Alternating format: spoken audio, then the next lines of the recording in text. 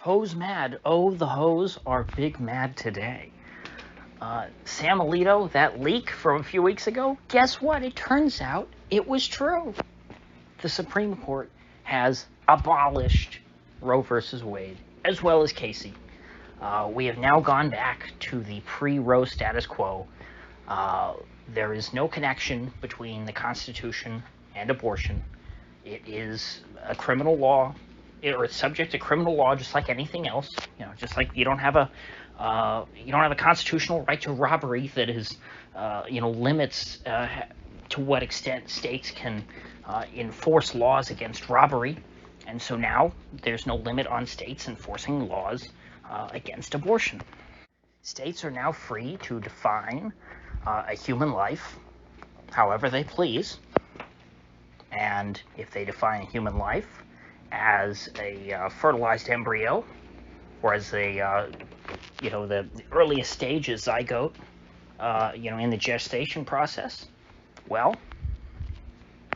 they can convict you, charge you with murder or attempted murder if you try and have an abortion.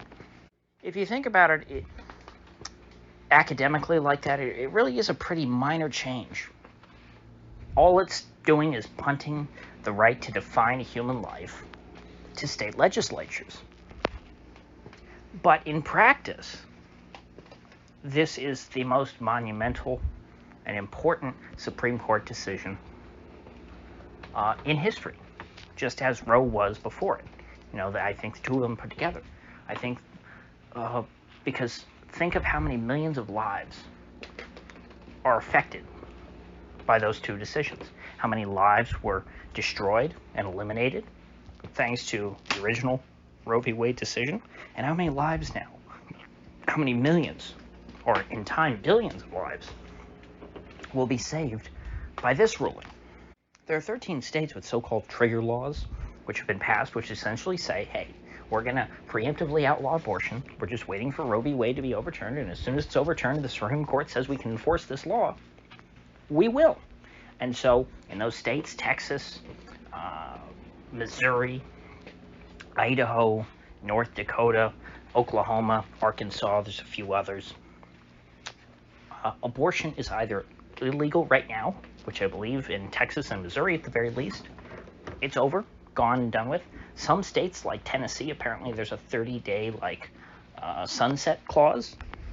And so it'll take 30 days, although Tennessee is moving to try and have that overturned so that they can just go and enforce it right now. Because now people are just going to rush to the clinics and go, oh my God, kill my baby in the next 30 days. But this really is just the beginning of the fight. I mean, this is the greatest victory for the American right in my lifetime by far. But we have a culture of death in this country, which cannot be overturned by a Supreme Court ruling, even if it is a 6-3 ruling. I mean, that's remarkable in and of itself. This was not a 5-4 decision. This was a 6-3 decision. Even old John Roberts went along with it. Although I believe he said, well, we shouldn't overturn, the past president. We should just, say that the Mississippi law can stand, which is what the whole case was about. Because what's going to happen now? Now that this decision's been overturned, and states where people believe in protecting the lives of babies, they will. But in states that don't believe in that, states like New York and California, and probably like Oregon, Washington State, Massachusetts, New Jersey, they're going to ramp things up. They're going to get even more extreme. They're going to probably let you abort your baby, up to 28 days after birth. The sort of thing that the governor of Virginia talked about. Hey, we're going to take the child, we're going to wrap him up in the blanket, we're going to set him aside, and then the doctor and the mother are going to have a conversation about what to do with it. That kind of stuff is going to become much more blatant, much more open, and much more common in the states where abortion remains not only legal, but embraced as a virtue by the population. And women from all over the country will fly to these places. They'll, engage in abortion tourism. And, they'll just smear their faces in blood. And they'll be open and proud of it which we've seen increasingly over the past few years. I mean, Planned Parenthood's slogan, "Shout your abortion," it's not exactly hiding the ball. It's a far cry from safe, legal, and rare. And, in a way, this is progress, because you don't want people hiding behind euphemisms anymore. It's a lot hard, if evil is out in the open, it's a lot easier to confront. And we have to confront the fact that there are millions of people in this country who are very comfortable with out-and-out evil. They're proud of it, they embrace it, they have become it. And so now, in order to make these laws that are going to come count, in order to really prevent any more of these children from being killed, we're going to have to win hearts and minds. We're going to have to change people's minds and get them to reject evil. And that's not done through legislation, that's done through persuasion. I think that these pregnancy crisis clinics, which have been firebombed now so frequently and are going to be firebombed tonight by the pro-abortion terrorists,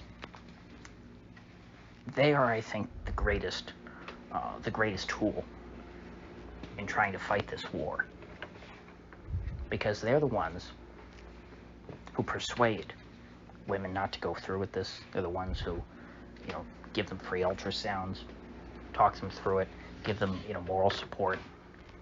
Often these are people who have no family and have no support.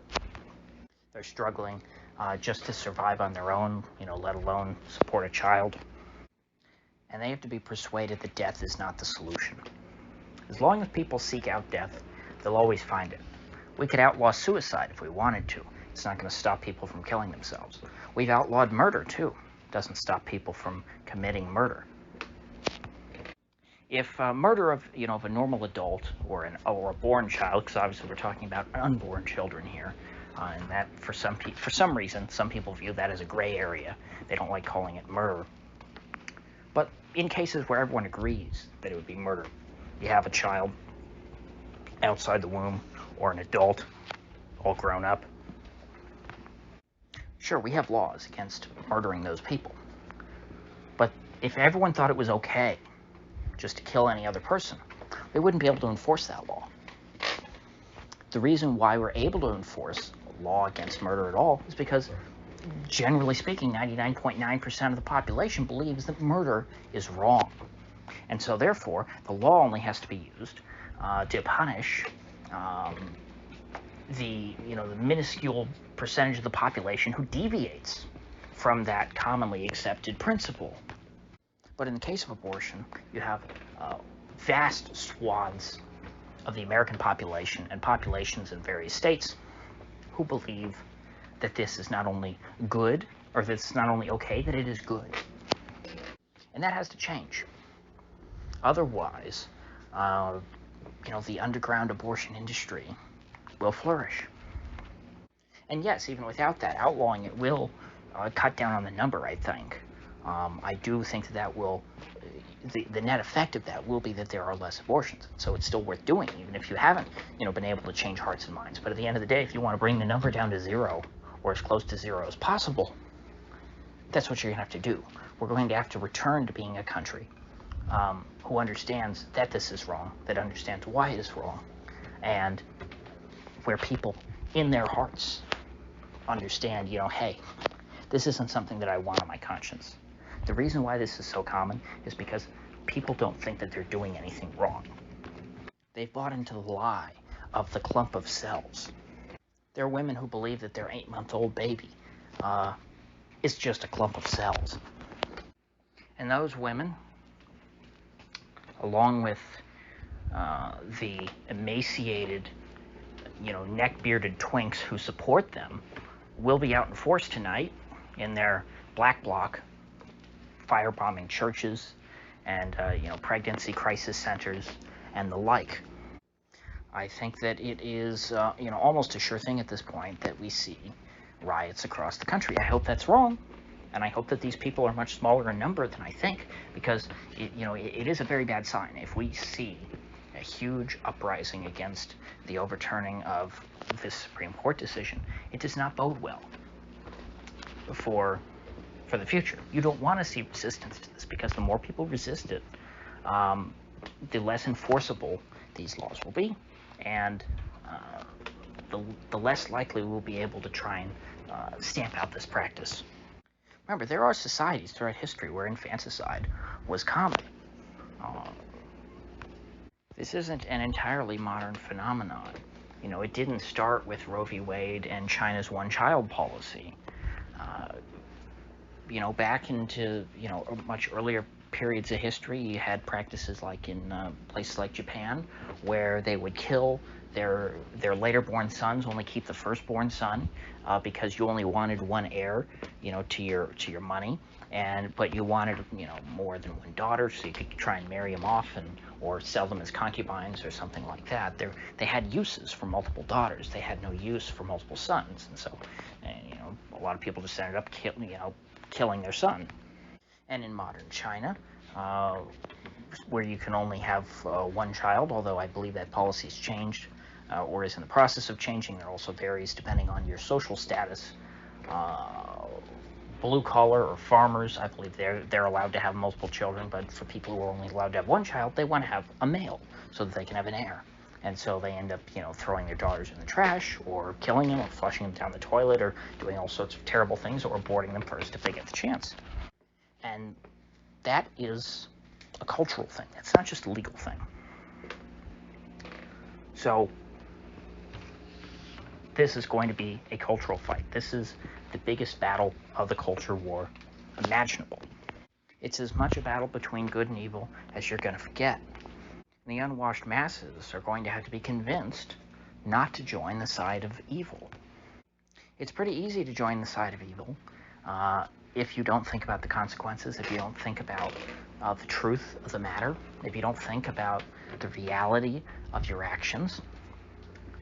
Because if you do take their side, you have an easy way out. If you ever get a girl pregnant, or if you're a girl and you do get pregnant, it's an easy way out. It's much tougher to think, gee, if I get pregnant, that means I'm going to have a baby. That's not something that's fun to think about. But what's even worse than that, if you think about what you're actually doing when you abort your baby? What's worse than the thought of having a baby is the thought of murdering your own baby. And so the evildoers are desperate to convince people that they're not murderers if they take their side. Then again, I am seeing more and more women embrace and not just women, men too, embrace the idea of killing their children and calling it for what it is. And I think that in the long run, that will help us. I think that their honesty is a good thing. We don't want the lies and the euphemisms. There's an article in The Nation, I think it was entitled something like, abortion involves killing, and that's a good thing. So yes, I don't want to be too much of a downer. Today is a day to celebrate. Today is a wonderful day in American history, but it's just the beginning. This is by no means the end. Think about it. When the Supreme Court decided, in Brown v. Board of Education, whatever it was exactly that they said about segregating schools, oh, you can't do it. Took a long time for the idea of civil rights and racial cohabitation's the wrong word, racial coexistence, in the same institutions. It took quite a while for people to actually, be okay with that. A Supreme Court decision is not going to change the culture. The culture has to change on its own. People have to change the culture. And so we must defeat the culture of death. That's all there is to it. There are literal demons who walk among us, but we can't be afraid of them. We can't beg for their approval. We can't try and make them like us. We have to call them out for what they are, and we have to believe in the righteousness of our neighbors and our fellow countrymen to reject their evil. And you know what? It might just turn out that at the end of the day, there's a lot of people in America who are okay with evil and who embrace it. And if that's the case, it might just split us apart as a country. And if that does end up happening, I won't shed a tear over it. I'd be quite happy about it. In fact, a lot of people felt the same way about slavery. Before the South seceded, there was a lot of folks up north, the abolitionists, who wanted to secede because they resented the fugitive slave law. They didn't want to, they didn't want their tax dollars going to support slavery. They wanted no union with slaveholders. And I feel the same way about baby killers. I want no union with them. Want no union with New York and Massachusetts and California and New Jersey and all these folks. Be very happy if you took a map of all the states with the most pro-life laws and said, okay, you take the 25 states, most pro-life states, and the 25 least pro-life states, and you said, okay, we're going to split the country in two along these lines. I'd be just fine with that.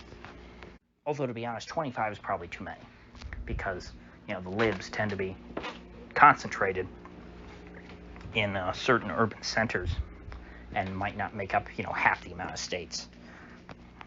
But really, you could take these extreme states like New York, California, Massachusetts, and whatnot that really like to kill their babies, and they can form a union of death. And then the rest of us can go on our separate ways, not killing our kids. Would that be a good thing, for the children who, will be killed in those states? No, but we can't stop out evil everywhere in the world. We can't go searching across every country on the planet looking for evil and trying to wipe it out. George W. Bush tried that, and he ended up creating a lot more evil. So at the end of the day, I think we need to be our best selves and live our lives as righteously as possible, and do our best to help the rest of the world do the same. But at the end of the day, we can't protect all, 6 billion people on the planet. We can't eradicate evil from every square inch of the planet. I don't think that we need to raise, some massive pro-life army to go and invade the pro-choice states and make them, cease their evil ways. I think that would lead to a lot more death and suffering, just as we saw with the original American Civil War. I still think that was a net negative. I think that there were probably much better ways of dealing with slavery than what Lincoln did. And so I hold the same standard today. I have no interest in fighting some crusade, literal, military crusade against these abortion-tastic states, even though what they're doing is even worse than slavery. I think we can defeat and subvert them in other ways, through a proper example. Because even if we did move in somehow miraculously and, stop their practices of death by force, it's not going to change their minds. So, with that said, I will see you folks back here tomorrow.